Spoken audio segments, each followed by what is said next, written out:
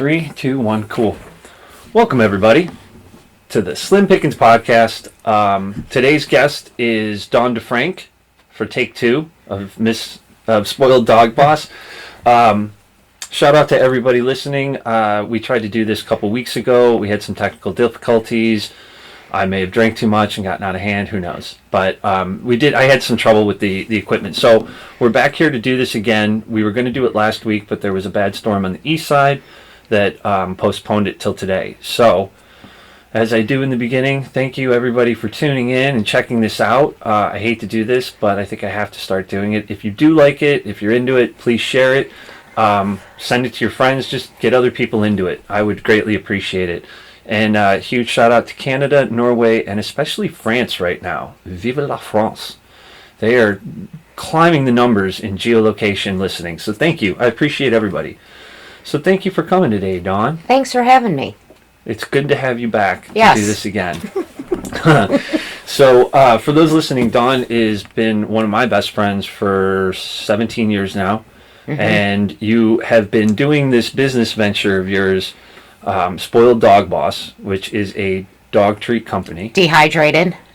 My bad. That's okay. I always forget that one. Dehydrated dog treat company. Mm-hmm. And this is going into your fourth year? Yeah, now? This is my fourth year. Yep. So I love what you're doing. I love your passion about it. I love everything about it. And I think it's really cool and really important, even though I'm not a dog owner. I do love dogs. My family, as you just witnessed, yep. All have pets and dogs. So I wanted to get you here today to get your kind of story out there. And the name, I mean, you're out there, but a lot of people on the west side, you're an east sider. Mm-hmm. Here, east side of Cleveland. East side of yes. Cleveland, yes. Willoughby, to be exact. So I want to just give an opportunity for people that do listen over on this side to know who you are, and if you have a dog or friends that have dogs, to seriously check this out and look her up and all that good stuff. But we'll get into all that. Yeah. So my story. Well, how are you doing? You doing good? I'm good. Thank you again for taking time out. Oh, yeah. You are an east sider, and it yes. does take some scheduling. So yeah. So basically this all started back in 2010. You were down in North Carolina. Mm-hmm. Charlotte. And there was a particular, you didn't have a dog before. I didn't. That. I mean, I've had dogs in the past. Like when you were younger? Yeah, younger. I mean, at least for as long as I've known you. Yes. Prior to Daisy. Yep. No, I didn't. But I've had them when I was younger. I've had them a couple times throughout life, but not for those like 17 years that I've known you. I didn't have a dog. So, what basically one night there's a knock on your door in yep. your apartment complex, and there's a torn down, beaten down dog, and that's how the journey started. My neighbors were fighting, and they abandoned their dog, and she was beaten pretty badly. I had to take her to the emergency animal hospital to get her fixed, and that pretty much started my journey with her. She was malnourished. How old was she? She was sick. They told me she was 6 weeks old. The vets? The emergency animal hospital that I took her to told me she was 6 weeks. However, she originally came from the Humane Society of Charlotte because she had a, not a tag, I can't even think at this point in time. She had a chip, microchip in her, and they're not allowed to adopt out until 8 weeks. And they had her listed as at 8 weeks. My neighbors had her for approximately 2, so that would have made her 10. But when I got her, they said 6 weeks. No way is she 10 weeks. So, she's in the hospital. She had head injuries, severe head injuries. Got her fixed. I'm sorry. This is all though. Like you got a knock on the door, and they asked you if you could watch the dog. Yeah. And then they were gone the next day. Yeah, gone from the apartment. Everything. So now you have this dog. Apparently 6-week-old dog. Yeah. And how did you end up in the emergency room? Is kind of where because she was severely beaten. So I mean, how did you know? Because you could when she was standing there, she was all just disgusting, and it was very sad. Very sad. So the next day, when you realized they were gone, you took... No, I was at the emergency animal hospital, and I called the police department on them. Well, I'd already called the police because they were fighting really bad, but I called them I wanted to speak to an officer at the emergency hospital, and I wanted to know what could be done because I did not want this dog going back to them. And if I was going to pay for the bill, like, I wanted the dog. Like, So what'd they do for her? How long was she in? She was there for 4 days, 5 days, maybe a little longer. So long ago. And then you get her out and you go back to your place. Mm-hmm. And that kind of... Yeah, and she, was scared, of course. Nervous, wasn't eating. Couldn't get her to eat stuff. And just trying to take care of her. And, it took some time to get her to come around, which she eventually did. She actually named herself. Her name was Queen. That's what they called her. But she heard the old Daisy do a dollop on TV. And it was the first time that she actually showed some kind of life and went right up to the TV. And I said, that's it. That's your name. Your name's Daisy. You like that? I'll sing that to you. And that's what I did. And from there, it just was medical issue after medical issue that her and I went through from week 6 on. She had, within the first couple of months, I'm trying to remember the whole timeline. I was going through her medical files. I mean, it's huge. And I'm like, okay, I got to put this in some kind of order. But she... Like, how did you know there's something, like, excuse me. She wouldn't eat. Like, the initial part of her being nervous and going through what she went through, Mm-hmm. and then you're now, after a week or 2 weeks of being out of the hospital, or her being out of the hospital, the emergency room, you're kind of now building this whole relationship with her. Right. How did you know, though, like, once she kind of started to take to you, how did you know, like, there was issues? Well, she wouldn't eat. I was switching her food probably every week because she'd stop eating the one kind of food. And then I'd switch it to something else and I'd be like, all right, she's eating this. She would get hot spots. I didn't know they were hot spots at the time until I'd take her to the vet. But they were like they're almost scabby and like red, itchy. She'd be itchy. Her paws would get funky.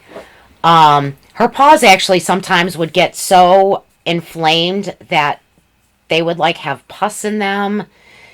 And it was always, we're going to give her a shot of this, we're going to put her on this medicine, and then the medicine would make her sick. It was like this ongoing cycle with her. It was never like, okay, she's got strep throat, we're going to treat her with antibiotics. Boom, we know. It's like, okay, we know these are hot spots. We're going to give her a shot of this. Well, that shot would then put her in the hospital and we would end up taking like 50 steps back. And then it went from her like not wanting to eat. And I really believe that Daisy knew the reason she didn't want to eat these foods was because she knew that they affected her. And everybody can call me crazy. You can call me crazy. But honest to God, because every time she ate certain things, which I didn't know at the time, but if there were certain ingredients in certain foods, she kind of figured out, hey, if it tastes like that other food made my paws swell up or gave me rashes and this and that. And so that was going on. And then on top of that, she was having issues. It was going on. It wasn't long because I never waited a long time when Daisy would get sick. It was always like, oh my God, something's going on. I got to get her to the emergency animal hospital. Because it was never like something with her. It wasn't like, oh, she's got a splinter. She got stung by a bee. No, it's always something major. And did you have, we're going into months now, right? Yeah, this is still before 6 months I had her. Okay. Do you have a vet yet? I've gone to a couple of different vets. I don't have an actual vet because everybody was doing something different. And then when she would get medication and end up in the emergency hospital due to like convulsing or having seizures, I was like, I'm not bringing her back to that vet. Do you have another suggestion? And they would always suggest somebody, because the emergency hospital, you're seeing whoever, or I was, going wherever. Yeah, try this one, or asking friends, like, who do you go to? Try this vet, try this vet. But then she got, right at like 5 months, she got really sick where she wasn't pooping out her back end. It was actually coming out her throat, out of her mouth. Oh, that's right. I remember that. And, like Daisy was always good about going to the bathroom outside, and I really thought that she was having diarrhea inside the house until I actually physically saw her doing this. And once again, up at the emergency animal hospital, and they said that she obviously had a blockage. They did x-rays, maybe an M. I don't know if they did an M. I don't remember however they found her intestines were twisted. And so nothing was coming out the one end. It was all coming out the front end. It got twisted crazy somehow. So they had to go in and do surgery, and they actually had to remove part of her intestines. So she went through that surgery, made it out okay. Still at 6 months. You haven't really owned this dog very long. No, not at all. Man. 6 months. Bless you. Still dealing with. When I tell you her paws used to get like triple in size and pussy I didn't realize it was like food allergies at the time. I was just being told that it was reactions, and there was never a discussion about there was some discussion about food, but it was like she needs to be on prescription food. Okay, well, we'll try prescription food. She'd go on prescription food, and then she'd have other side effects. The itchy skin was the worst, and the redness, and her ears would get gunky. What kind of dog is she? She is a Dalmatian Pit Bull mix. So, all white, black ears, black eye. She's beautiful. So cute. Yeah. So cute. And still going to vet after vet after vet. I had some times in between where things were okay, and I guess it was a lot of times where it wasn't fall or it wasn't spring, because she does have a lot of seasonal allergies, which I didn't know at the time. So a lot of that played into effect too. And going back through my records, a lot of stuff was happening. I mean, she had stuff happening year round, but a lot of it was happening in spring and in fall, because not only does she have food allergies, but she also has outdoor allergies, which I didn't know. It was never discussed with me. I wouldn't have known dogs would have outside allergies. It was never. I wasn't placed with the right people at the time. So, I would have moments. I would have not even. I call them moments now, because looking back, it was oh my gosh. But I would have times where things were great. She wouldn't have any problems, and it was holy cow. And then she would stop eating. Completely stop eating. I used to have the worst time feeding this dog. Took her to the vet, because it went 3 days. She didn't want to eat anything, and I tried. I went and got so many bags. I mean, the amount of money I spent on bags of dog food is just insane. And different ones? Different brands all the time. Anything that came out, anything I could find. I was buying stuff from Canada. I would go online, New Zealand, not really knowing at the time, because I would type in just, great dog food, and not knowing that Canada and New Zealand have stricter standards. Great dog food. Yeah. They have stricter standards than the United States does.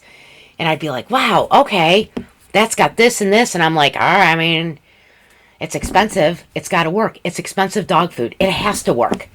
I'm paying a lot of money for this dog food, so it's got to work. And it wasn't. It would work for a little bit, but it never corrected the problem. It would temporarily. So she would just kind of she would be okay, and check it out, and be it doesn't taste like last week's stuff you tried. So okay, and then a few days of that, and then she's like, Yeah. this Like I wouldn't obviously even I go a don't feel week. good. Yeah, and I didn't know that she wasn't feeling good. Like when I even look back at pictures of her from like the time I got her until she was 3 years old, her eyes are so sick to me. Like she looked, and nobody else really sees it. And I look at her and I was like, my God, were you sick? It's always the eyes. Animals when they're sick, even people when they're sick, it's the eyes. Yeah. And like when I see her, I'm just like, I'm so sorry. I didn't know. Like she was sick, sick. So she went through this bout where she refused to eat anything. And this is after the intestine surgery, so So I thought that corrected that though. Like yes, now and I everything- thought maybe something was going on with that. So of course, back to the back to the vet who did the surgery. I go back to where she got the surgery done because I'm like, something is going on. She's refusing to eat. So they run all these tests. Of course, nothing comes up. Wow. What's her personality like though during these times? I mean, is she still like engaging with you? And Yeah, she's totally engaging. She is very needy. She was good. She was you know what I mean? She's not laying there on her bed, just kind of like you're no. like, oh, She's always. You know what? I've always said this about Daisy. You would never really know she's sick because she will run a marathon. Like kidneys failing, heart failing. Like Daisy will give it 1,000,000%. Her spirit for that, like there's no living creature I've ever seen has been able to pull through, go through, and not show me any type of pain. Like she wouldn't eat, she'd throw up, her paws were killing her. You could see it when she'd walk, but man, she wanted to go outside and she would run. It's like that mental state, I don't know. I personally don't know it. But yeah, so like mentally, I guess she was okay. She never liked other dogs. She never wanted to go to dog parks. She would. She had a couple of friends back in the day. But as she was getting sicker and sicker, which we can get into this, her temperament also started getting more testy because I didn't know that she was had so many issues. So when she wasn't feeling well, even though she wanted to go out and run around and play because she has all this energy, she didn't want to go play with other people. She didn't want to go play with other dogs. So she got testy. Even as a baby, she was getting testy. And I'm like, oh, you just don't like your own kind. It's okay. There's people I don't like. And I would pull her out or whatever. And I just didn't know. I didn't know anything that was going on at the time with her. I was just listening to vets. They were telling me things. Okay, we'll keep doing this. She's fine. We've ran this. We've ran that. So getting back to her not eating, go to the vet. They ran all kinds of tests. We're not finding anything. It doesn't, we think your dog is anorexic. We're diagnosing her with anorexia. What? I have paperwork that has Daisy diagnosed with anorexia. Is this a joke? I remember like that. I giggled in the vet's office because I was like, when have you ever heard of a dog with anorexia? Never. That didn't want to eat. That wasn't really, like, you looked at it and you're like, oh, they're deathly ill. Obviously, they're not eating. But, like, a normal dog that you see, I'm like, anorexia is not so we're going to prescribe her, like, some antidepressants like they would for people. And I'm like, I remember sitting there, and there was some pinging and panging going on inside me. And I'm like, every medication that has been issued to her thus far, and we're now at almost a year. Well, maybe a little over a year. I was going to say, really? Yeah. Wow. Maybe a little over a year. I'm like, still... every medication has put her in the hospital. Can you guarantee me this is not going to do the same? Well, we can't guarantee it, but she needs to be on this in order to eat. And I was like, no. I'm like, no. I'm looking at her and I'm just like, I have to figure this out. I'm like, we'll figure this out, but no, that's not a solution. And I'm like, I remember saying to the vet at the time, What if I cooked for her? No, no, no. You're going to do more harm than good. Absolutely do not cook for your dog. Okay.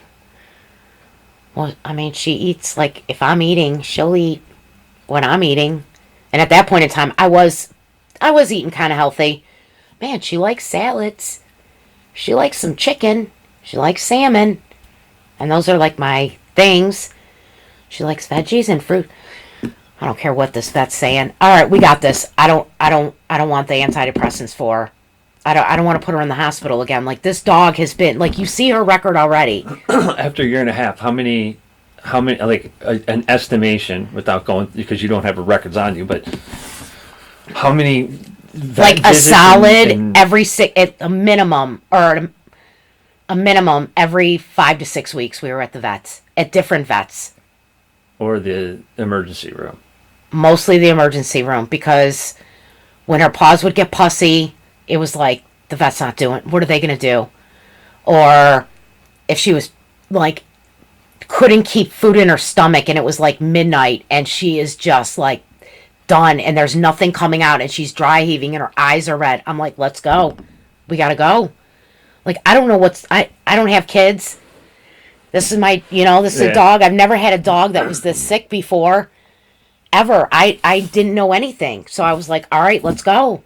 Because I don't want to wake up in the morning and find you dead, because then that's on my shoulders. Like, I chose to take care of you. In good times and in bad. In sickness and in health. That's the rule. So let's go. I got you.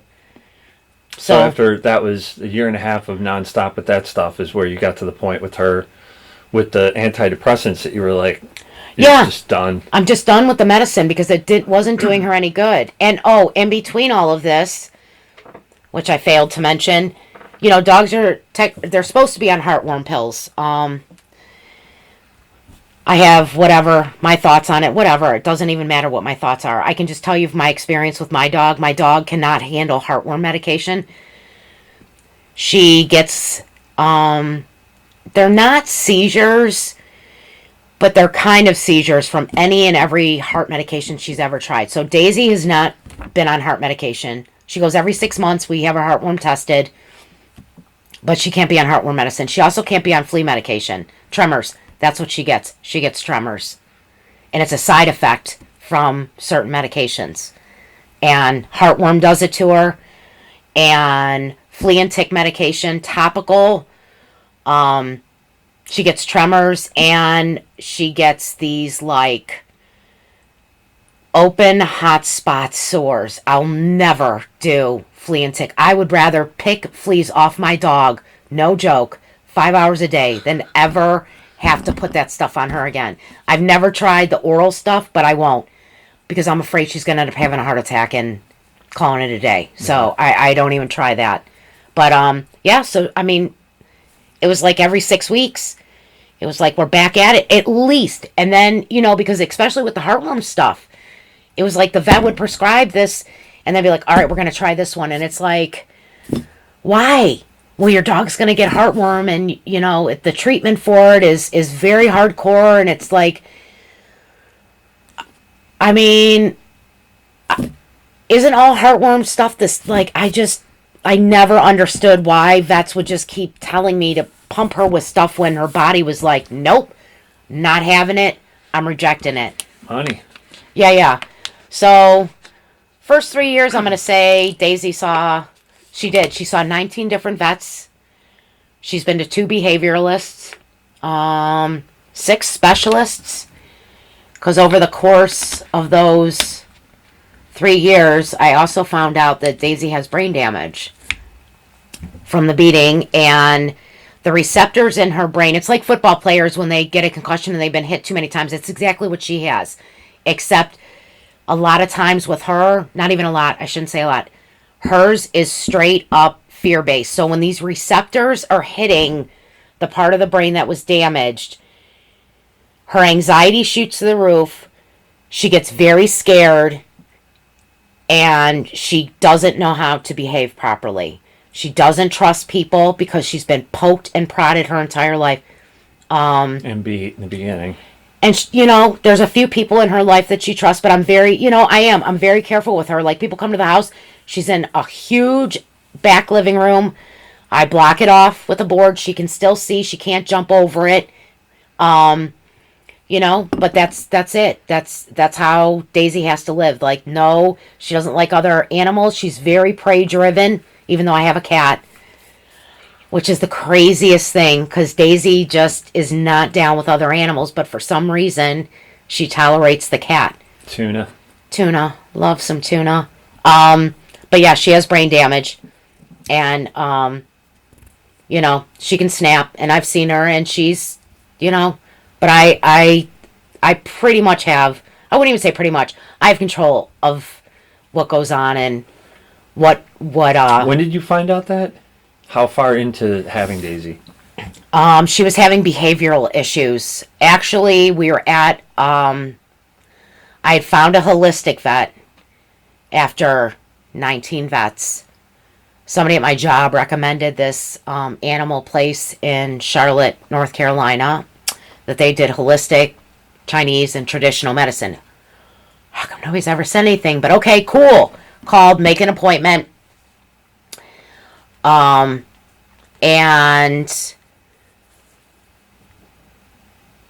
the appointments, they were he's very busy. He was very busy. I couldn't get in right away. So I was a couple weeks out or whatever.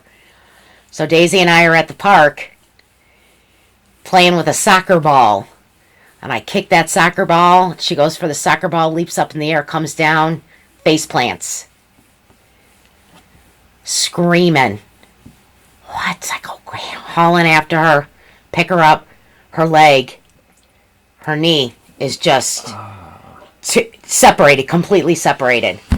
So long story short, she blew. When I say blew out her ACL, she had no meniscus left. Oh.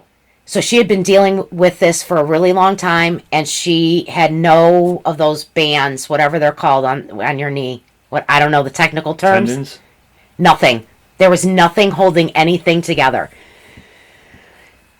So I had already had an appointment a couple weeks out. Well, found out I took her to the emergency animal hospital. Yeah, animal hospital. Blown ACL. Called the vet. I need to get in earlier. So we bring her in. And at this point in time, Daisy has never, she's been scared of people, but she's never done anything to anyone. Bring her to the vet.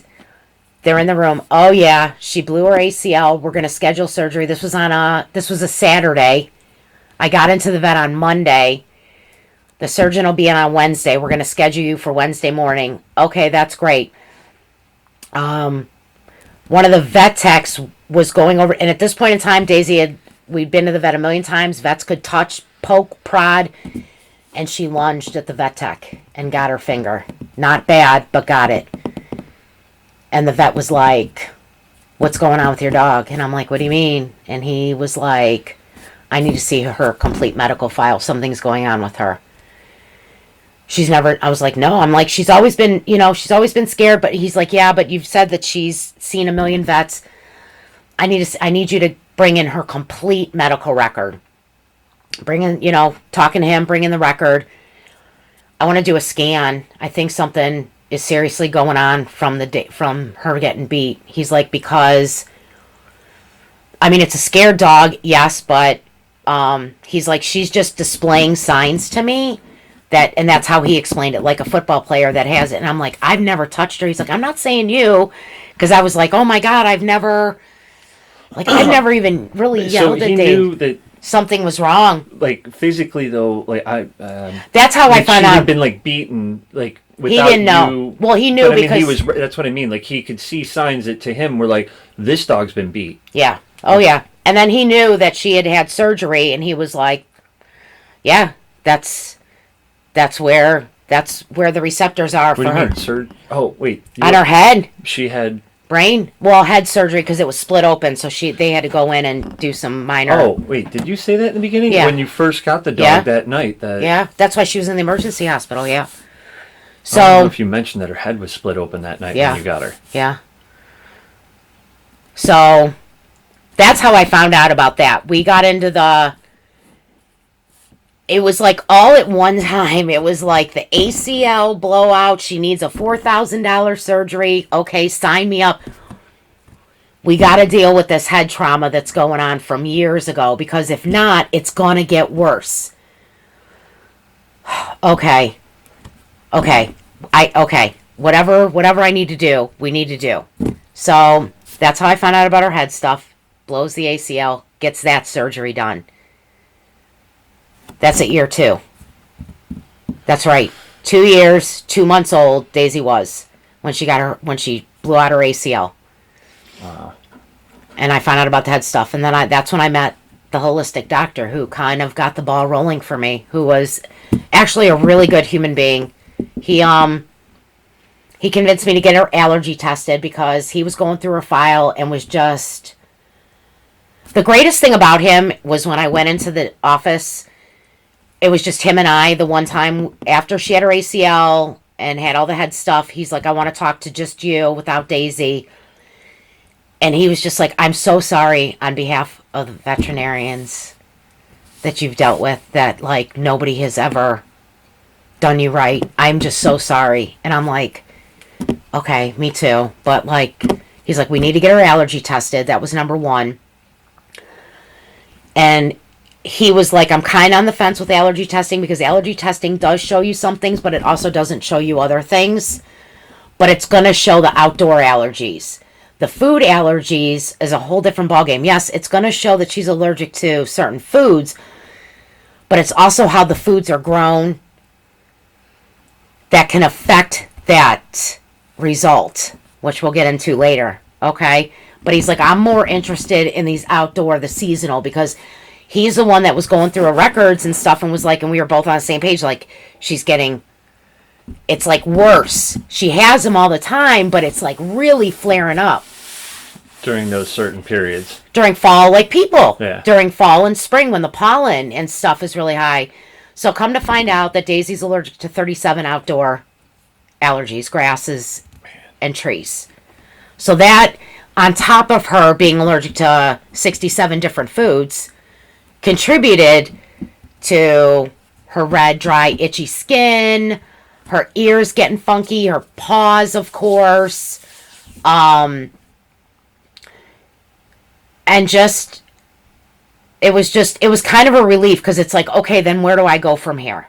Like, how are we going to, and he's like, we're going to do it with food. You're going to do it with food. You're going to do it with natural, like, I want her off of, like, everything and anything. I had these wipes from another vet that anytime her paws would get whatever, give her these wipes, and they would work somewhat, but her stuff is so extreme that it was just like, it would work for a day or two, and then it wouldn't.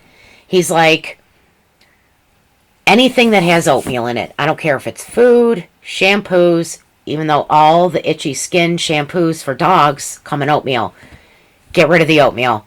Oatmeal feeds off yeast. Dog's body are comprised of all yeast. Your dog's a yeasty breathing thing. So, no more yeast. Oh my God. I used to grind up oatmeal because I heard that oatmeal was good, and I actually had a vet tell me that oatmeal is good for soothing for dog skin. So I would grind up oatmeal and pack it in my dog's pads in between. Smothering her in oatmeal. Covering her body. And it would work for like a day or two. I'd be like, wow. It's going down. It looks, and then it would just get like so bad because the yeast is actually feeding off of it. Same with sugars. Yeast feeds off sugar. Cancer feeds off sugar. So it was like, okay, get rid of the oatmeal. Get rid of the flax. And any medications that she's on, we are taking this down to absolute. I need you to take this down to basics with her. And if you want to cook for her, you can cook for her. Like, he was down. He was just like, we have got to get her to a point where you're not in a vet every 6 weeks with this dog. Like, she's over 2 years old, and she has seen 19 different vets. I'm like, it's a lot of trips to tell my checking account and my credit cards that. Like, I know. And my care credit. By the way, which I can't talk about care credit. Anybody that has medical issues with their fur babies, care credit is awesome. It's a credit card for that. You can go online and apply. Most vets accept it. It has saved my ass countless times because they offer 24, I don't know if they go 36 months, 24 months, same as cash. They don't charge interest. Daisy surgeries were never cheap. Anytime she went to the vet, but it just saved me. So. And they're not a sponsor. No. Neither of us are getting paid for that. No, but they did save me. They saved me with her getting, her blown ACL was $4,000 just for that. Not therapy, not any of that, just to get her ACL. So, saved my butt. So, yeah, so he was great. Unfortunately, he ended up quitting the practice. I don't know the story, what happened with him. But in my heart of hearts, I think I don't know, like this journey for me, there's been a lot of oddities in all the years that I've been with Daisy that are kind of leading me to this. I believe in like this greatness, what I'm supposed to do with animals. And I just think if he would have given me all the answers, I would have never worked hard. So there was a reason that I was put in his path later. And maybe he had already told him all I know is he was gone after he helped you and Daisy a little bit. Yeah, he gave me some tips and tricks and then was like, you need to start Googling. Like, I need you on the internet. I need you to start Googling not recipes, but ingredients. His thing was, I need you to look up ingredients. So if you want to give your dog pumpkin, not what vitamins are in pumpkin, but why is pumpkin good for your dog, my dog? What benefits are there of these ingredients? And what does it do? Like the science behind it. Like, what does it do for my body? So that's what I started doing. And I will tell you one tip that he gave me that every dog parents, and there are so many people out there that have issues with allergies with their dogs. I get it. It's expensive. You can't afford to go make food, do this, do that. This is a tip that is hands down. I have this still to this day, even though I have Daisy's allergies under control. I still won't give this tip up. By my back door is a spray bottle. And in the spray bottle, and I keep a towel there, a clean towel. I mean, you can use it throughout the day or 2 days even if you get lazy. In my spray bottle is a 4-to-1 ratio. 4 parts of either distilled water or filtered water or spring, just not tap. No tap water. 1 part organic apple cider vinegar in a spray bottle. With the mother in it, you can go to all these. I don't care where. I've used all of them. I've bought all these organic apple cider vinegar for the spray bottle. It works the same as Bragg's. No joke. Shake it up. You spray the towel lightly when the dog comes inside, because a lot of dogs have outdoor allergies. It's not just food. You want to wipe your dog down. And I'm talking under the pits. Not so much the back unless they get back stuff.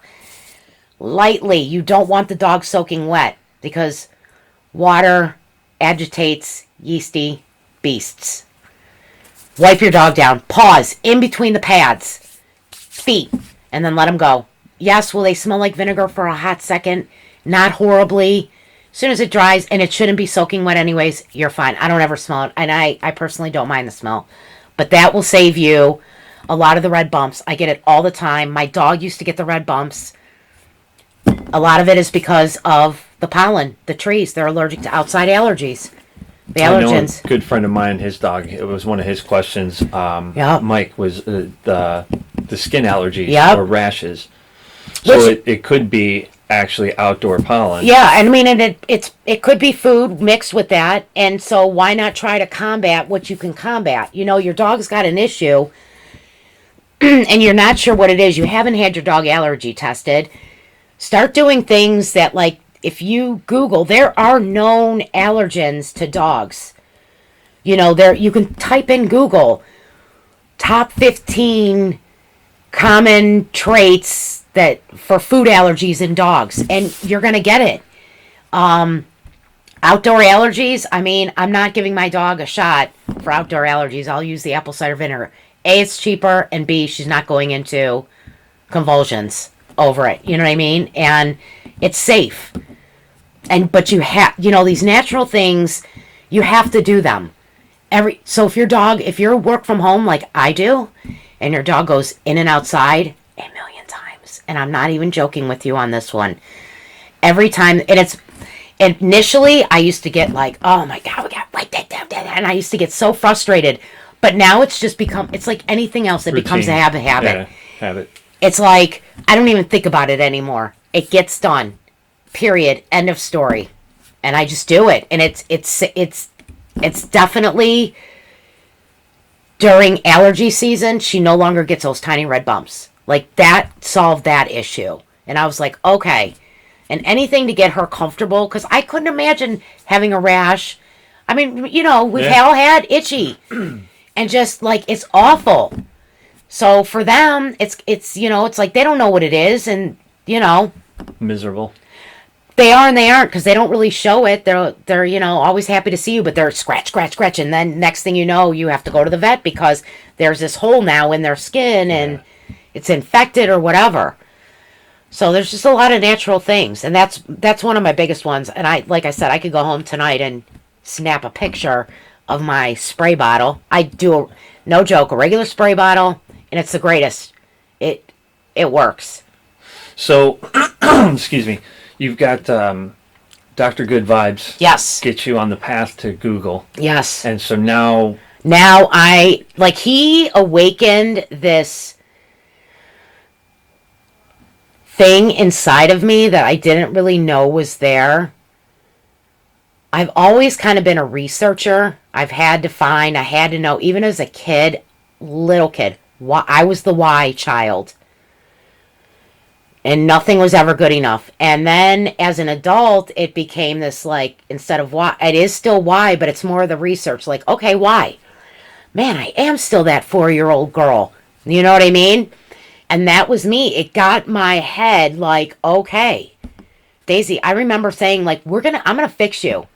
Like, I got this. We're going to do this. I got you. And whatever. We're going to do this the right way, and I'm going to do it with food. I may not do it for myself, but I'm doing it for you. Because I kind of know what's going on. And, you start Googling, and I know there's a million. You can type in anything, and you can find 50% good, 50% bad. You kind of have to start. I had to decipher. And I literally wouldn't look on the first, 3 pages of Google. I would always go to page 29, 27. Just because I was like, are there any other psychos like me out there? And I would find some people that posted videos on YouTube, and we got into this a little bit. And I would find out who they were, and I would call them. Of people making their own dog stuff, yeah. Like, how did you know that, you could feed your dog quinoa and it was okay? Like, how did you, what does it do? And, I'm looking online and, and you find stuff out there and they're like, how did you find me? I'm like, I saw a video and then I Googled your name and then it came up with this. And then I went on this site and holy cow, I got his phone. Well, let's try this number. I don't know how I found you. I just did. Because the universe wanted me to find you. I found you. Yep. So, there was a lot of that. There was a lot of me getting involved. Not involved, but I would look at blogs. And just, I think it's easier now to a point. I say that and then I want to take it back. I don't know how easier it is now. It's easier to find information, but there's so much information out there that it's like, who do you believe and who don't you believe? For me, it's like if I find an ingredient, let's just take liver. I give my dog liver. A couple of my treats I make have liver in them. I wanted to know, the benefits, and, you kind of got to cross-reference a bunch of stuff, and you got to put your trust into certain people. There are holistic vets that are online that I follow that I have faith in. I don't think that they're not telling the truth. I think that they're doing right by animals. And, I've sent questions to them. What's the difference between a vet and a holistic vet? I mean, just kind of in general. Holistic veterinary, well, the one that I went to, he practiced traditional medicine, which is what a veterinarian does. The holistic was more about, like anything, the health, not prescribing. Like, they want to know the root of the problem, not giving you something that's going to mask the problem. They need to get to know, like, what is the root? Like, why are these scabs forming on your dog's skin? Not, we've got a cream, and if the cream doesn't work, we've got 1,000 other medications. They want to get to the root of the problem. Or vets don't. At least in my experience, vets didn't. And they still don't. Every vet that Daisy's ever been to since, they all want her on prescription formula stuff. They don't agree with a lot of the stuff I do for her. And I'm like, since I've never refused Daisy vets. I never would. She goes to the vet. She gets her rabies shot because it's required by law. If she's ever been sick, I take her to the vet. But since you took over, she has been healthier than she's ever been in her life. Healthier.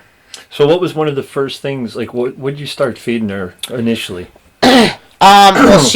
So going back, her allergy test came back allergic to beef, chicken, pork. Yeah, beef, chicken, and pork. That's everything. I mean, I don't have a dog, but that's pretty much everything in dog food, So what am I supposed right? to feed her? Just fish? Like, this is crazy. So I put her on a salmon. She was on salmon. I would do salmon. I would do whitefish, quinoa. That was on there. I would do eggs. Bake the eggshells because the eggshells have phosphorus in it, which dogs need because it replicates bone, which is a whole nother segment. But she would get that. She would get some greens, veggies, not a lot of starchy veggies. And then my vet and I spoke, the holistic one, when we were talking about her allergy test. Kind of sidetracking. But anyways, going back to the allergy test, he said to me, just because her test came back that she's allergic to beef, chicken, and pork does not necessarily mean that she's allergic to it. And I was like, what do you mean?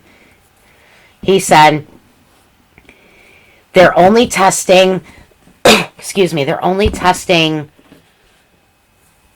like, it doesn't show commercial versus organic, these tests. Okay. So a lot is dependent on what that animal has eaten. And we all know, we've all seen videos of commercial animals eating everything under the sun. Like, keep it real. We don't have to get graphic. There's enough information out there. Absolutely. Video. So what they're eating, you are what you eat. And then my dog eats that. Well, not only that, but like they're eating the junk, and then that animal gets processed in such a way at high heat, and then stuff's got to be added to it, and this and that. That, like, I don't even think what you're getting at the end is like It's manufactured, processed meat. And so she was on salmon, but I was like, I was afraid because he was like, you can try chicken, and I'm like, no, she's allergic. I'm not dealing with those pussy paws anymore. I don't care what this vet says, because I still really wasn't trusting anybody. And then I was like, all right, I'll try some chicken. I'll try some beef. And when I was buying organic, farm-raised stuff, not even at the grocery store, like, because this was years later that this was several years that it took me to trust to give her some beef and chicken and stuff.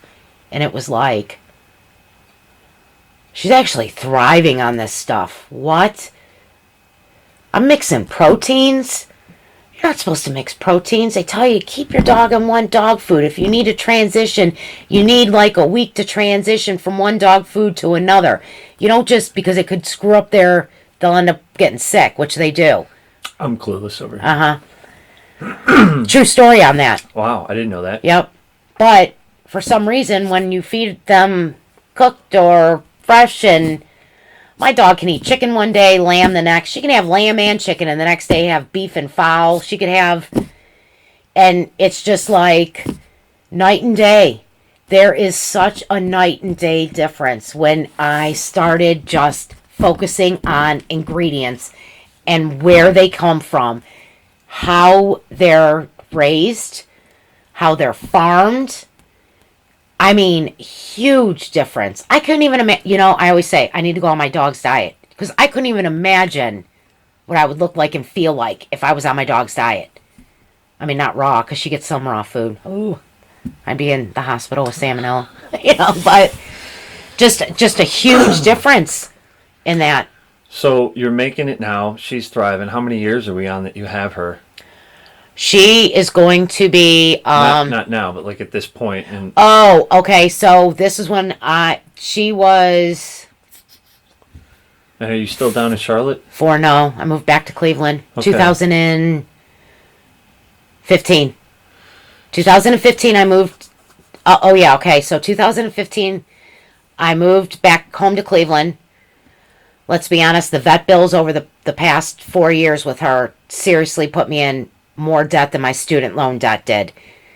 Damn near close. Actually, more. I owed more in Daisy's medical bills than I owe in my student loans. Man, that's crazy. Almost 40,000. 38 grand. That's a lot. It's a lot of money. That's real love there. I don't have kids. And if you had a kid, you'd spend that money to get... I don't know. So anyway, so I moved back to Cleveland. Just to, I don't even know. Like, I just need to figure out life and whatever. So I'd been gone for, years. I'd been... Since we moved to California. Yep. In 2002. No. 3. Yeah, somewhere around there. So I was like, it's all right, let me go home. Come back home.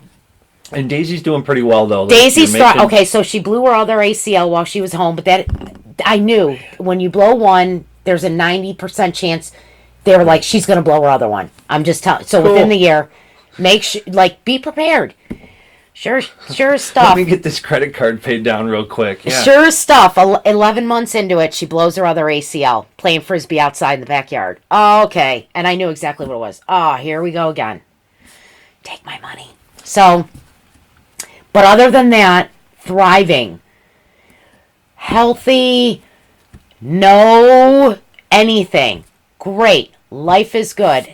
Every now and again, I buy I would go buy commercial treats for her, these soft treats, because I don't make soft stuff. Because she liked them. Cool. November of 2015. Daisy gets over a matter, and this is how fast, and I know that all dogs are not like this, but things hit Daisy pretty quick. The day before Thanksgiving, she is drinking an extraordinary amount of water. She can't get enough water. What is going on with you? So I'm freaking out. Should I call the vet? Because that's me. I'm like, nope, we don't do that anymore, Dawn. Maybe she's just really thirsty. Relax. I'm like, I got to Google this. So, everybody does it. They tell you don't. I don't care. Google it. I gotta find out right now. Diabetes. And I'm like, damn, she got diabetes overnight? So I'm like, how long does it take to get diabetes? You know what I mean? Like, overnight. How can a dog get diabetes overnight? And I'm like, has she been drinking? No, I would have noticed, because I notice everything. If there's a new spot that comes out on Daisy got a new spot that came out because of the Dalmatian. If for some reason, with the reason she's mixed, like, it's taking years for her spots to actually start coming out. Oh, okay. So I noticed new ones. So anyways, so Thanksgiving's here. I'm not taking her to the emergency animal hospital. I'm like, no way. Drink as much. So now we're on a big bowl. Like, not her normal bowl. I now have a big bowl of water down. And she, obviously, what happens when you drink a ton of water? You're going to the bathroom. Thanksgiving night, Daisy has never had an accident since I had her, except when she had her stomach surgery, and she was never, and I'm going to say this again, never has that dog ever gone to the bathroom except outside. Thanksgiving night, I hear on my tile floor in my bedroom, which sounds like water from a cup. What? I go to stand up from my bed, and I slip and fall. Oh, jeez. Oh my God. There is so much urine. What are... Daisy, like what? No water in her bowl. Has to go outside and goes to the bathroom for a solid minute. I'm like, all right, Friday morning, call the vet. This is what's going on. Oh, okay. Can you bring her in on Saturday? Can I get her in today? We're fully booked today. Okay, well, this seems like kind of an emergency. My dog is drinking, like, no joke, like probably 4 gallons of water a day. And I'm pulling the water at night. I'm going to have to pull the water at night because I don't want her going to the bathroom, because then she felt really bad and she would go in the corner, ears down. So I'm pulling the water now. I'm not letting her have as much water because the vet doesn't tell me, don't worry about it because it's bad, because the kidneys are trying to work and you're cutting off their, yeah. So I pull the water. Saturday, going to the vet. They have this thing where they take blood, and vets can, well, the vet that I went to had the machine where they put the blood on a petri thing or whatever you call it, and it goes in this thing and it spins around and it matches with any kind of disease that is known to dogs to see if that matches up. Oh, that's cool. It didn't match up, so he's like, okay, we're going to rule out that she got a disease. I'm like, well, I didn't think she could get a disease overnight, but okay. She had to have gotten into something. No. Even if her favorite food drops on the floor, she looks at me first. Because I'm telling you right now, when she was young, I was a maniac about her eating or doing anything. Because I was like, she was always sick, so I didn't know. So it was just like, no, nope, she didn't. Are you sure she didn't get into anything in the garage? Any fluids? No, she's not outside. Huffing gas. Drinking, I don't care. And all that stuff's in a cabinet anyways. And I don't have a lot of car stuff or fluids in my garage anyway. She didn't get into anything. Well, something's attacking her kidneys. Okay, so what does this mean? She's eventually going to go into kidney failure unless we can figure out what she got into so we know how to treat this. All this, and I'm like flipping out. All this work I've put in and done and researched, and are you kidding me? It's going to come down to Daisy ate cat poop outside because that's her jam, or deer poop, and something. Could it be that? No, it's not that. Okay, well, so then Daisy's now staying overnight at the hospital. I come home. I am like a maniac in my backyard looking for any type of anything that doesn't fit with outdoor stuff on the ground. And I hate my hands dirty and my feet dirty. I am not a dirt girl. But when I tell you I was on my hands and knees just like scouring for anything. That's Saturday. Sunday night, Daisy's at the hospital. I get an email because I get in my email, I signed up a long time ago. Any recalls, I get recalls. Well, the company that she was eating the treats from sent out a recall. And I'll never forget getting that on my phone. Oh, they had a recall. There's no way. There's no way. Please don't let this be. It said, open your email, blah, blah. I open my email, and they have the lots. And I'm outside. I'll never forget. I was outside, and I ran in the house to go to the kitchen and grabbed her bag of dog treats, and that lot number matched up to the lot number that was recalled due to mold. Called the hospital immediately. This is what's going on. I just got this email. Went up to the hospital, and I told Daisy, you pull through this, I am done. I'm done. You will never, ever get anything in your body that is not made from these hands, or I don't know where soil it's coming from, what animal it's coming from. I'm done. That's it. I'm done playing around with this stuff. Done. So, obviously, she pulled through. She got some treatment. It wasn't bad, the damage, because it wasn't that long. She's got minor damage. My vet sent I say my vet, but it was a vet. She technically, I mean, Still doesn't have a vet. No, because I just keep going to vets. Like it is what it is. But anyways, they sent all their findings and paperwork to this company to see if they would cover some of the bills since it was their treat that caused the mold. Well, in the state of Ohio, I had contacted an attorney, and the state of Ohio is you'd have to prove without a shadow of a doubt that it was that exact treat that caused that damage, because animals are viewed as property. They're considered, not even viewed, like they are property. So, end of story. It doesn't matter if they put it out that it's got mold. You have to prove without a shadow of a doubt. You can't prove. It could have eaten anything outside, or which she doesn't. And No, you know what's crazy about that is I could have probably proven it without a shadow of a doubt, because Daisy, that's all she was eating at that point in time, which is nuts to me that she still continued to eat those treats, even though like other food she would stop eating because she knows it.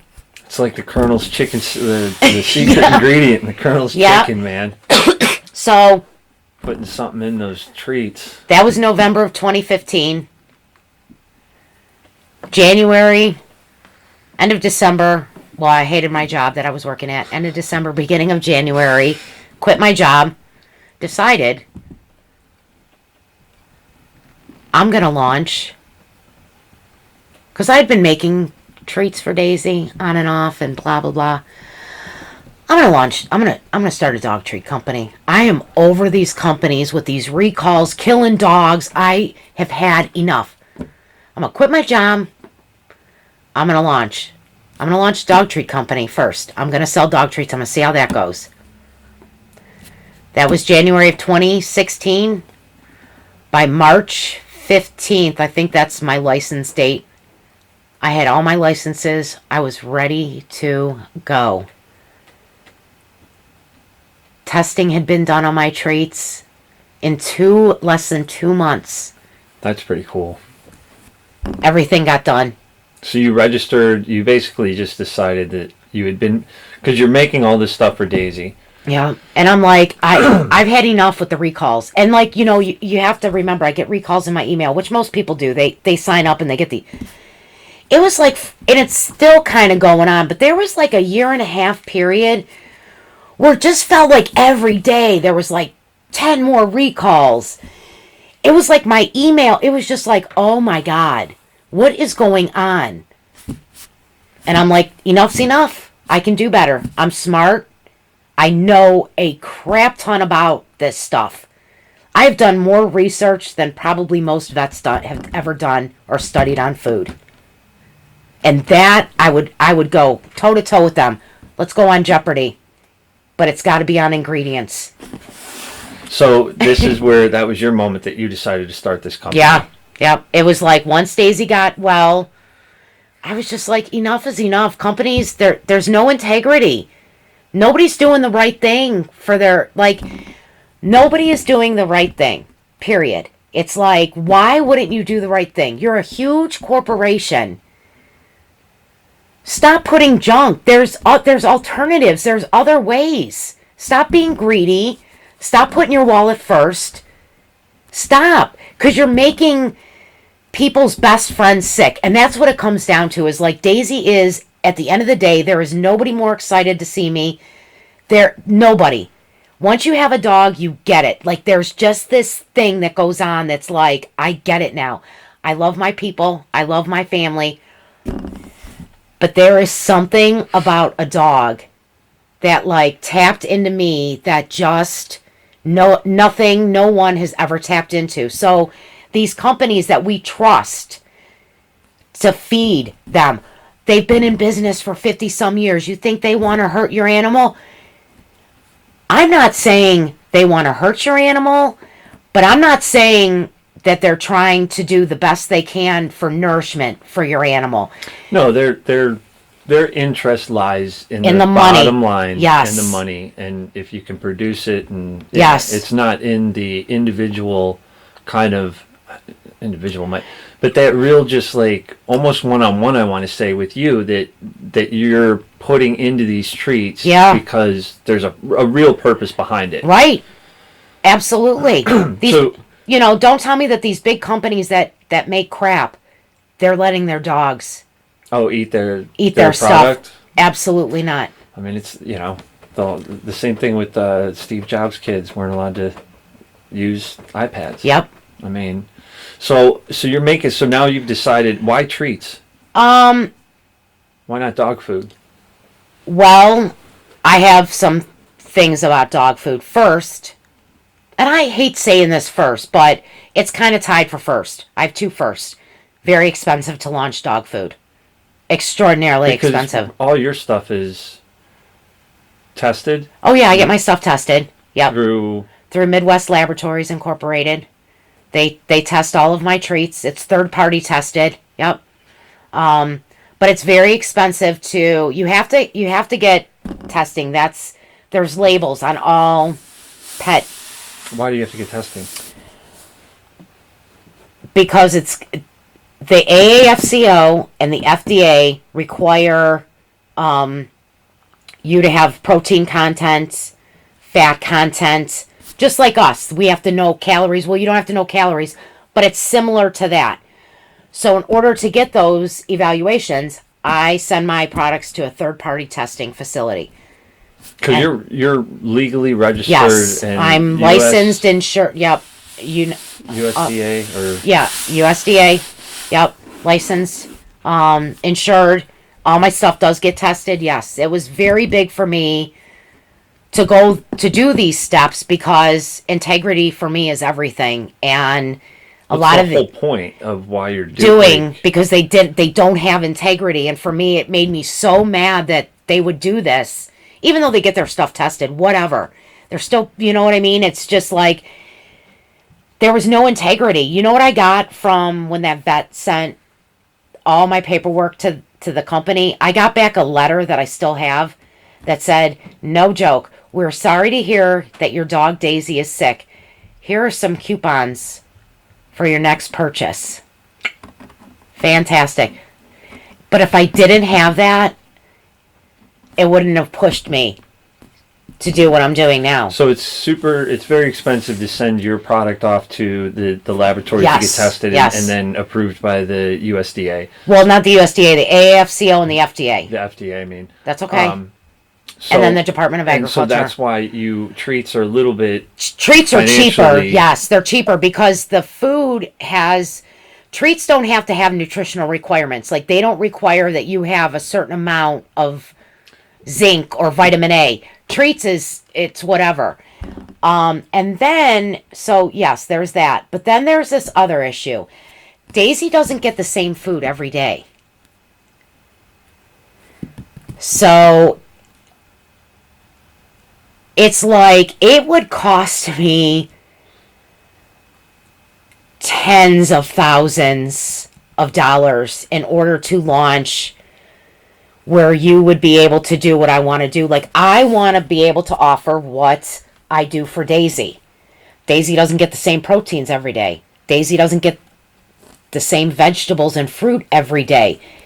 She is on a variety. And that's what I believe, that not every dog food, every flavor, I hate that word flavor because it is what it is suited for every dog. It's like people. Some people thrive eating spinach. Other people don't thrive eating spinach. So to make a one dog food with just different proteins to me is ridiculous. When my dog she gets different proteins every day of her life.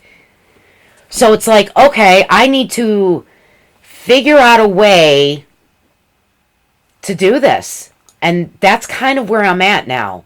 So you wouldn't just launch like lamb or salmon. No. Flavored. Here we go. I'm going to start with salmon. No. Salmon dog food. Like, I pretty much want to launch something where you're picking, where you're able to customize your dog food, because that's what works for Daisy. Daisy has thrived off of, I always say, variety is the spice of life. Yeah, and for her, it worked. And maybe other dogs it doesn't work. But I am a firm believer that eating the same kibble I don't care if your dog does live to 15 years. I'd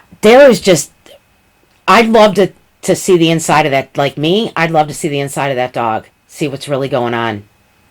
Well, it is kind of crazy to think that, everybody, pet owners or dog owners, truly love their pet that much and are all this, and then it's like, but then you just keep mindlessly buying this one bag of dog food, the same brand, and it's the same thing. Like every bag that you buy from now until the time the dog passes is the same meal twice a day, every day. Yeah. For 15 years. Or whatever, 12. Like dogs aren't, some dogs are living longer. A lot of dogs. It doesn't matter. That's still, imagine you eating the same thing and twice it's not a day. only that, like the numbers of dogs that have like skin issues.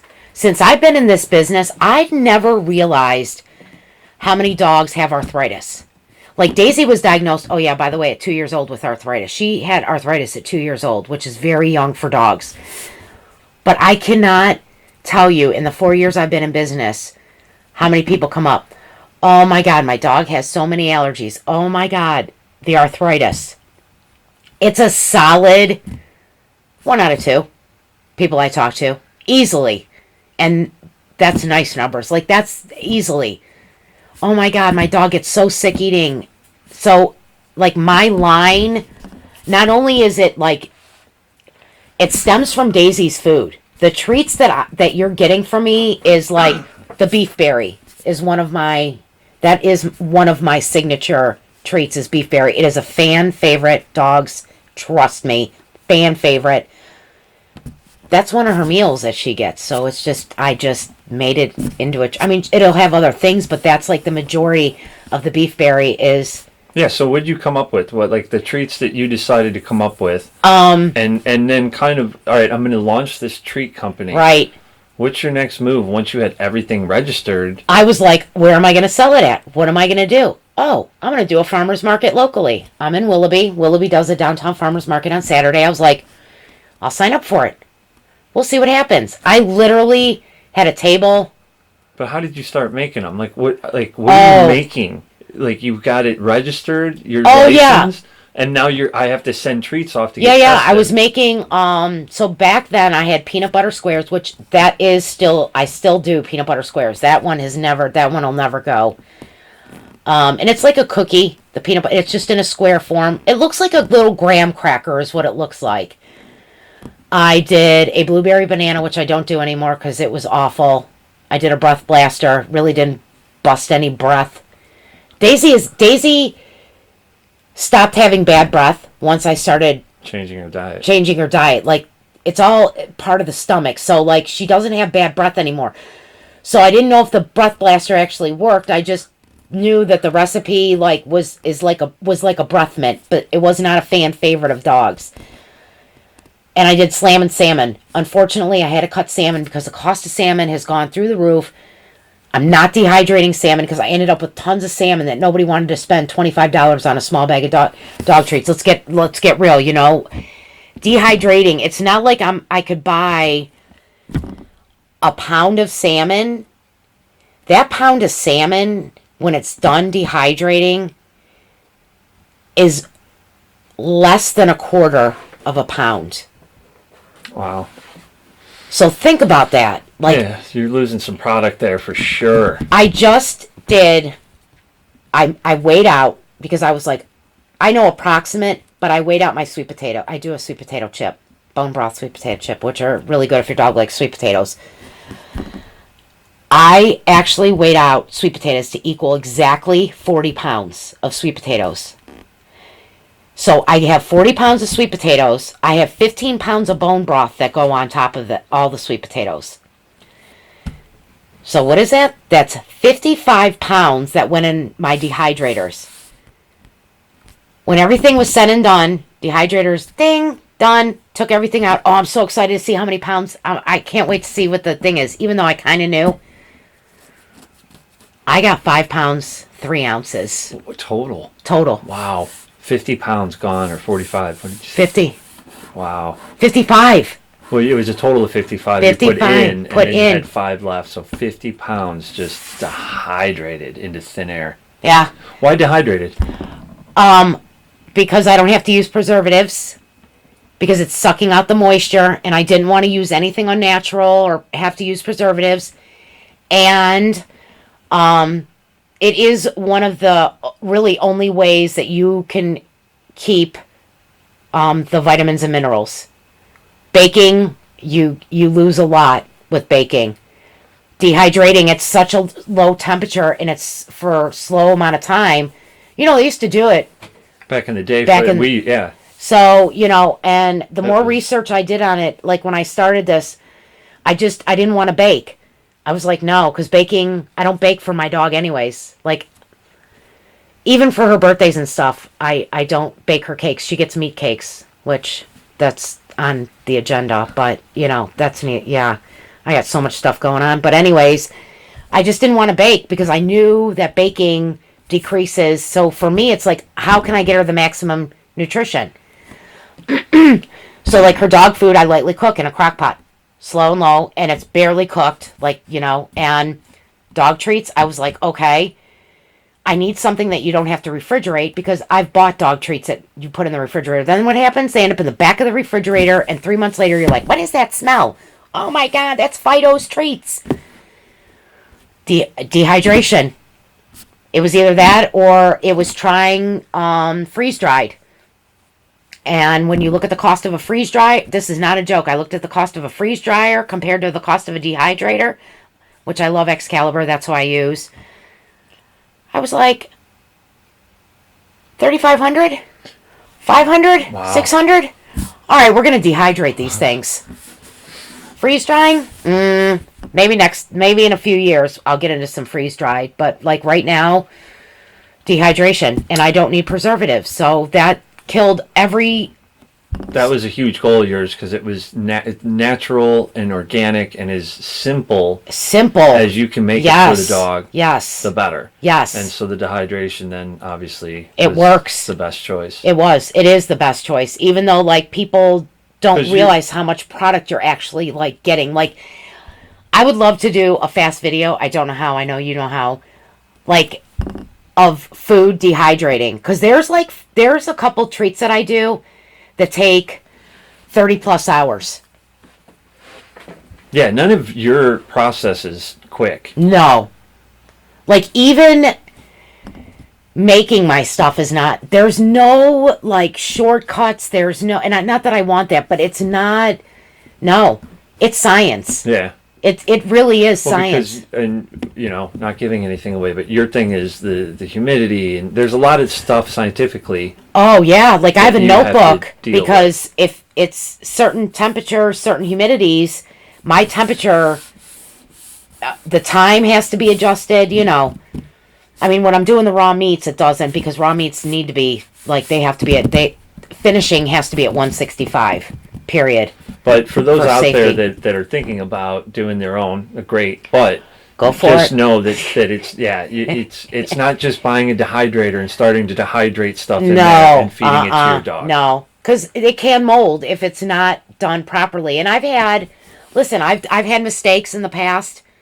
My second year in, I was having an issue with mold with one of my treats. It was just because the humidity. It was because of the humidity. It wasn't. Yeah, not a lot. A couple people. Thank God it was people I knew, but that's under control. Now I have temperature gauges now that sit inside my dehydrators, so I can constantly really monitor. I'm just such a freak about that stuff. So, because you've had a sick dog. Yeah, her whole life. Ah. Well, 4 years of her life, but. Yeah. So and then all right, you're into this. It's the ingredients, and what you're trying to do is you're trying to put ingredients into a treat that your dog can have that isn't going to cause some type of reaction. Right, reaction. They will not cause reactions. Like I don't use. Everything has 5 or less ingredients in my dog treats. Period. None of which are preservatives. No, they're real ingredients. Or additives, right?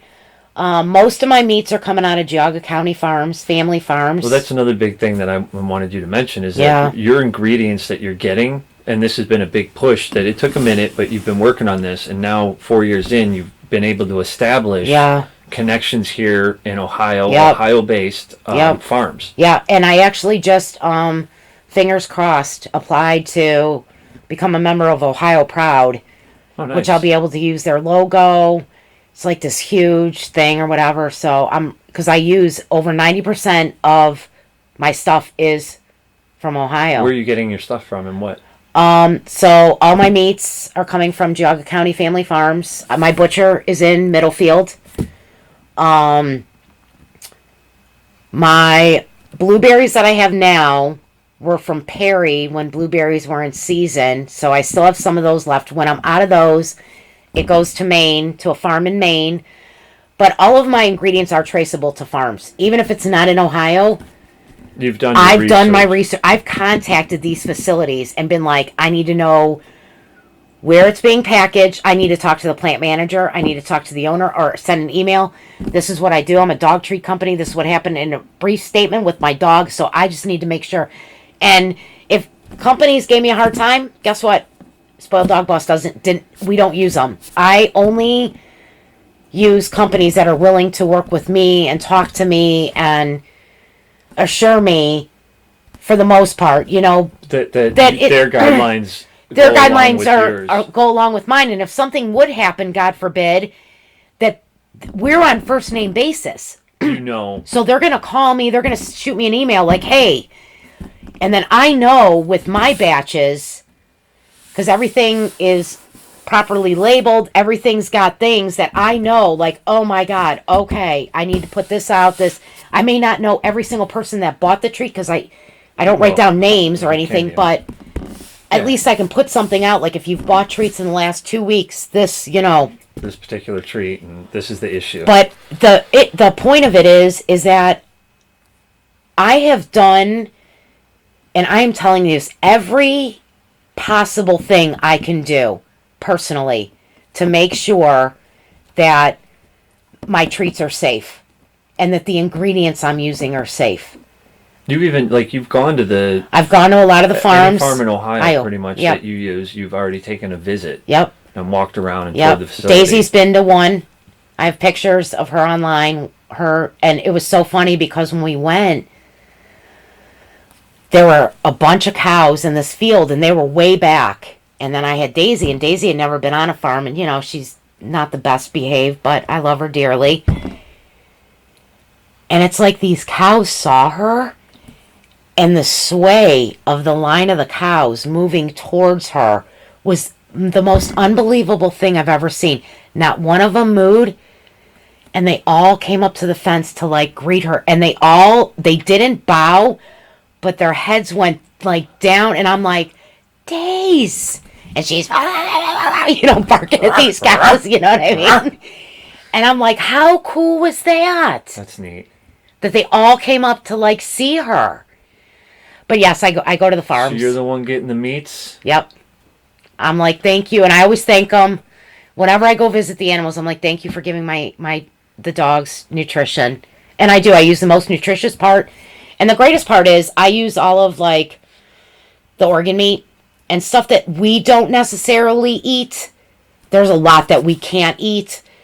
So it's less waste for these farmers as well. And for the planet. And it's the most nutritious for the dogs. Liver, tripe, heart, kidney. You can't get more nutritious for your dog than that kind of stuff. For us, we'll eat a filet. They need to be eating the kidney. I mean, technically, we should be too, but I'm good on that. Yeah, me too. But anyways, it's the most nutritious part for them that they're getting, and it's healthy. The vitamins, the minerals, what it'll do to their coats. People don't think that one treat. My dog used to get affected by one treat, by 2 little treats. So let's just say your dog only gets 1 treat a day. Shame on you, by the way.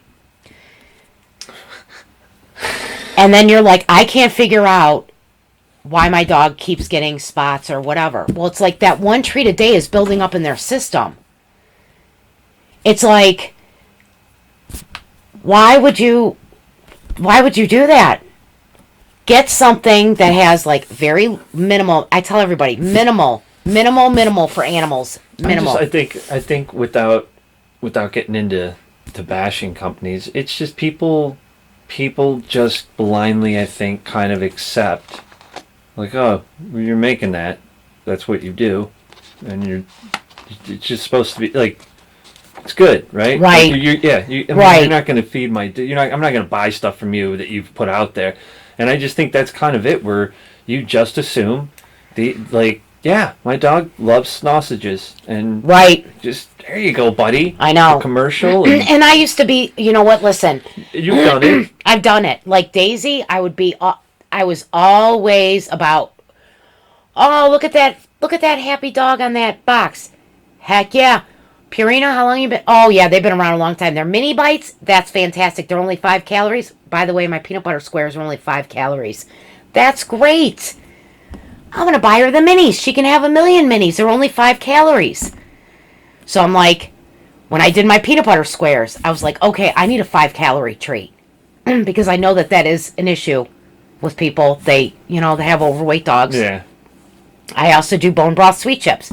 My whole bag of potato, as I like to call them, potato chips, it's only 1.5 gram of fat for the whole entire bag of chips. So while you're sitting stuffing your face with Lay's or Ruffles or whatever, you could be giving your dog bone broth sweet chips. And they're crunchy like a chip.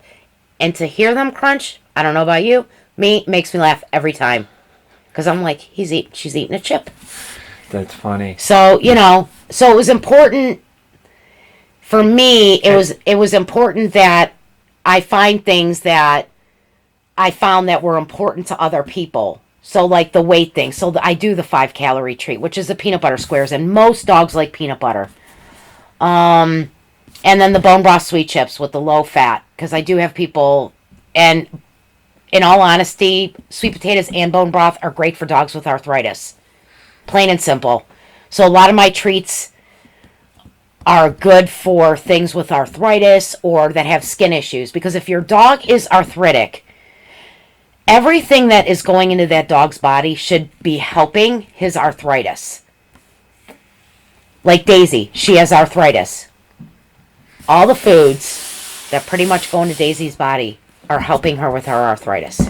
And Chicken avoiding feet. all the things that cause inflammation and things. Yes. Yeah. Chicken feet. I do dehydrated chicken feet. A lot of people are like, oh, gross. A lot of people are like, nope, that is my number one. Like, beefberry, yes, but chicken feet is in a realm all by itself. I have a hard time keeping chicken feet in stock. I know they look gross. They are beyond wonderful for your dog. They naturally clean your dog's teeth. They clean teeth. That's why I stopped doing the breath blaster. Once I started getting involved with the meats and finding it's an actual teeth. Like, it gets in between because it's really hard. And it has 450 milligrams of natural glucosamine. That's great for hips, joints, dogs with arthritis. It's great for their skin, their coat, nails, eyes. I can't speak enough about the chicken feet. At this point, you could be a dog nutritionist. Yeah. Oh, yeah. Hands down. Why? I just got a dog today. I don't know what I'm doing. Right. And I hear this, and I think you're wonderful, and I think this sounds great. Can I just feed my dog this stuff every day? No. You can treat your dog every day with my treats, but you cannot feed it as it's not 100% nutrition for your dog. Like we're required as humans to have so many fruits and vegetables. It's a treat. Yes, it's a really good treat. A high value, great treat. But no, they need nutrition. So no, you cannot. Unfortunately, you can't. Unfortunately, you can't get any Spoiled Dog Boss nutrition food yet. Not food. Yet. You can get treats though. Yeah. But what you can do with my treats is if you do have a picky eater, you can take, so I do a couple of I call them barks. They're similar to jerky, except they don't have glycerin in them, so they're long strips, thin, crispy. They break really easy. What you can do is you take a piece of the strip, like half it, whatever, crumble it. You can crush it in your hand, put it in a bowl, mix some warm water in it, rehydrate it. And because it's tripe, liver, kidney, and all the fun stuff in life, you mix it in with your dog's food and they'll eat it. I have a lot of people that do that with my food. They use it as a mixer in with their food, which you can absolutely do. You just cannot feed your dogs only Spoiled Dog Boss treats because they are treats. Right on. Yeah. So where do you see this go? Where do you want this to go? Oh my God. I have so many different things I want to do. So what I want a facility. I do. I want a huge facility. I want to be able to manufacture my own stuff and a place that you can bring your dog as well. So I want it all. I want a complete, like a big farm manufacturing facility. Oh yeah, and I do want to own my own. Yeah, like it's Spoiled Dog Boss community. You know what I mean? Like I want my own manufacturing community. Yeah, I'd love to. Listen, at the end of the day, I'd love to own a farm. Will I own a farm? No, because I'm going to be honest. I'm terrified of bugs. I don't like dirt. I could never run the farm, and I could never be the one that has to take the animals. I could have people run it for me. Yeah. No problem. But I'm very OCD and anal, and to give up control for someone to own a farm, or if I would own the farm and I have to appoint people, I don't know. I kind of like what I have going on now, where I have no choice, but the only thing I can do is go visit, go talk to farmers, go talk to my butcher. Like, this is the deal. This is what I do. I know you think I'm nuts because you're out in the middle of Middlefield and you're like, this crazy city girl's making dog. Do you need what? Yes, that's what I need. Okay, you just tell me, honey, what you need, city girl. How many pounds? How many pounds? But I couldn't do it all. But I absolutely want my own manufacturing company. Absolutely. I want my own manufacturing plant where I can make whatever I want and have a ton of space. And then out front, it be like a dog bar. Yeah. What's coming up next for you though? Like what are some of the things that, for those that have been following you, maybe like your next product or... I'm really working hard on, and I'm going to put this out there because maybe it'll get my butt moving a little bit faster. Storage for me right now is kind of an issue with things. I have to buy some more freezers and whatnot. But I'm going to launch dog cakes, but I'm going to do meat cakes. They're not going to be your baked cakes. They're going to be Daisy's meat cakes that I do. That's what I want to launch next. Yeah. Right on. Okay. So that's kind of next. And bone broth. And not your typical bone broth, my friends. Like the Jello Jiggler bone broth. That's on the agenda. That is like way on the agenda. I just ordered 3 more 10-quart crock pots. And I'm looking into roasters to see if roasters will make the bone broth the same way and have all that, the same nutrition and stuff. But that's next on the hit list, because this is everything that I'm giving you is stuff that I give my own dog, and it's like, and it works. And that's the biggest thing about, like, why I think it's so important for people to get to know you or hear about this, and why I love it and what you're doing is because that's behind it. You still, everything that you make is with Daisy in mind. Yeah. Like, and she gets everything. Like, this is everything that she normally gets. And if I went and bought one of your things, it's not like you wouldn't feed that to your dog. Right. It's the same exact thing. Like, her treat, she doesn't even have a treat bowl because the cat, he's such a wonderful little creature. Tunas. He has destroyed many treat bowls. So Daisy is actually using the packaging that you all, when you buy from me, it's the same. That's her treat jar, quote unquote, and it's in the cupboard because if not, Tuna knocks the paper off, and then Daisy knows that there's her treats, so she gets the whole bag of treats. Daisy, I don't think has ever had a nice looking treat in her life. She gets all the broken pieces, all the stuff I can't sell, but she eats everything that I would buy from you. Her bag has just everything combined. I mean, she gets chicken feet every day, twice a week she gets I do beef tracheas, which also are phenomenal if you have a power chewer, dog with arthritis.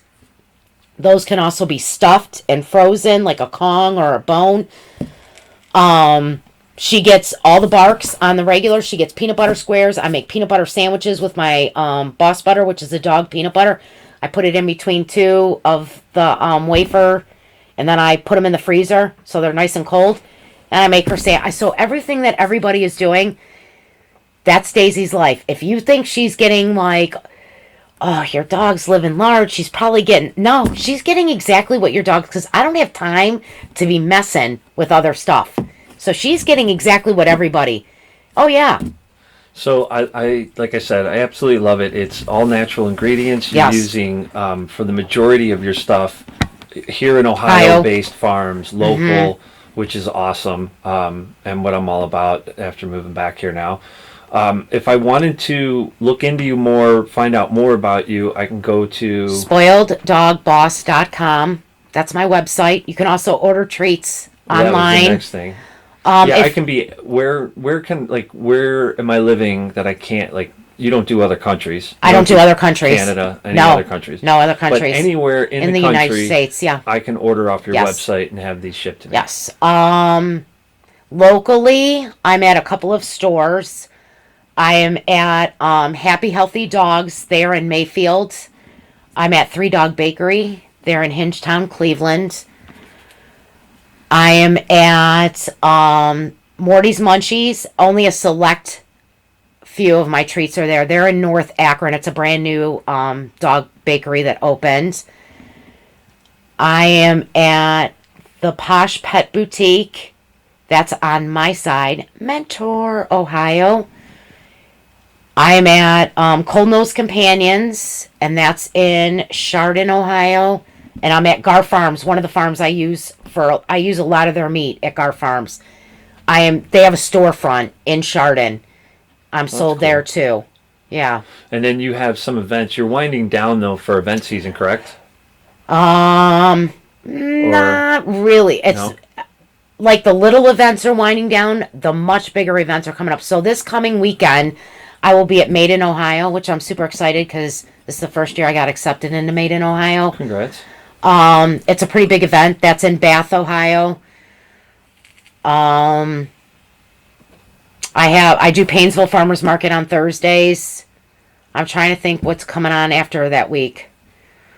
You can go on my Facebook page. You post everything. I do. Facebook, where you're gonna Instagram, be. Twitter. You know, it's All funny. Spoiled Dog Boss. I post on Instagram, link my Twitter and my Facebook, so so whichever route you choose to go, it's all the same information. And you're down, once again, I'm not going to email you and you're not going to give me your recipes because you're a business and Right. that's just kind of ridiculous. Right. For somebody to think that you're going to tell them exactly how to No. make something. But if I have a question about my dog, Absolutely. like, can I email you? You can email me. You can go on my website and there's a form that you can email, or you can just spoileddogboss@gmail.com. You can email me through social media. There's a link on there. Absolutely. If you have any questions, I can't advise. I won't advise. I could on sicknesses with dogs because I am not a veterinarian. I'm always going to tell you to go to your vet. But if you're having some skin, some stuff going on, or you just need an idea, or where just to- help, yeah. or like, what have you done? I am all for spreading my knowledge because listen, I went through it and I scoured the internet. I did find people that I called, but I get it. I had more frustrating times than not. So Oh, that's what I mean. Like, you got this I am dog dropped in very your lap and you yeah. didn't really know what you were doing. I'm very transparent with a lot of stuff. I will give you tips. I will tell you what has worked for my dog. Like my dog doesn't get any kind of flea and tick treatment. We use animal EO, essential oils, period. End of story. I've argued with other oil companies. I like her. She is a veterinarian. It works on my dog. You want to find out about that? Email me. You can go online. You can look her up. I don't sell her stuff. I'm not affiliated. I just use it on my animals, and I just know what works for me. And I'm all about spreading that knowledge because I've done a lot of flipping research There you have. in the almost 9 years I've had this dog. I can nights. attest to that. As your best friend, I've these stories and many more, and then just been many there nights with you and days. listening. Just And you know a searching. lot of stuff now. Like, Yeah. it's crazy when we talk sometimes, just like you'll go on, and it's amazing how much research you've done and how dedicated you are to this Yeah. and what you've done with it. Yeah. So again, if you're listening, if you have a dog, if you know of anybody that has a dog, please take the time to go check out Dawn's website, spoileddogboss.com. Any of the social media, go to an event, take your dog, because most of them are dog Yeah, friendly. the one coming up is not dog friendly because it's way too big. It's a ton of people, but a lot of them, and I'll post which ones you can, bring your dog. Yeah, bring your dog. But please go check this out. It's done with a lot of love, a lot of passion, and a lot of just genuineness. Yeah. For doing the right thing and making sure that your treats are the best they can be for your loved pets. Yep. And best friends. Is there anything else you want to let people know or just kind of throw out there? Just read your labels. Like, I cannot express that enough. Read your labels. And like, I get it. You go to the store and you're like, these treats are how much and these are only $2. There's a reason. Stick to, real foods. And yours have a little bit of a price on them because. But it's over a pound. It's over all my stuff starts with over a pound of product. So you are getting you're almost getting a pound and a quarter of product in one bag. They're not meant to give your dog all in one day. That's a pound. Once it rehydrates in their stomach, it's a pound and a quarter of product, of meat. That's a lot of That's a good point. food. People might not really realize. I always tell people they will the stomachs and then expand and be not that little thin piece of no jerky. No, or the chicken foot. Like my chicken feet. You think the chicken feet are just as bad as the sweet potato chips? They go down. Like it's like an 8-to-1 ratio for my chicken feet. So like you may think it's okay giving your dog. They can have like a 60-pound dog can do 2 a day. Like Daisy gets 2 a day because of her arthritis. But you have a little 10-pound dog and you're feeding him 2 chicken feet and then giving him some bark and then throwing him some other stuff and then he's eating his dog food. That's a lot. Yeah. So that's what I want you to know. Just read your labels. Be conscious. Your dogs are counting on you. Like they can't go and do it for you. Do it. They can't. You're the hand that gives them. So you either can give them the health and wellness or you don't. But the choice is ultimately up to you. So. Right on. I think that's a good place to end. Yep. Thank you so much for taking time again to come out here and talk to me and let people know about you. To everybody listening, once again, thank you so much. And if you dig it, please let people know and share it. Yes, please. Have a great week and we'll see you soon. Bye. Later.